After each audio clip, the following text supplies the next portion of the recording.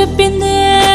ఈ మాత్రం హింటే ఇస్తే సంటే కొట్టేనా, ఓ 2-3 మల్లెల చేతికి చుట్టేనా.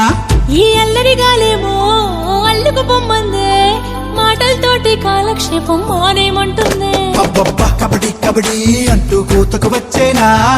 ఏమంటారు జీవాలు మళ్ళీ ఎప్పుడో అవకాశం, ఎంచక్కాగా బాగుంది చుక్కల ఆకాశం. బాగుందే నీ సహకారం, ముద్దులతో సరిపెద్దాం నీకు నాకు మధ్యన దూరం.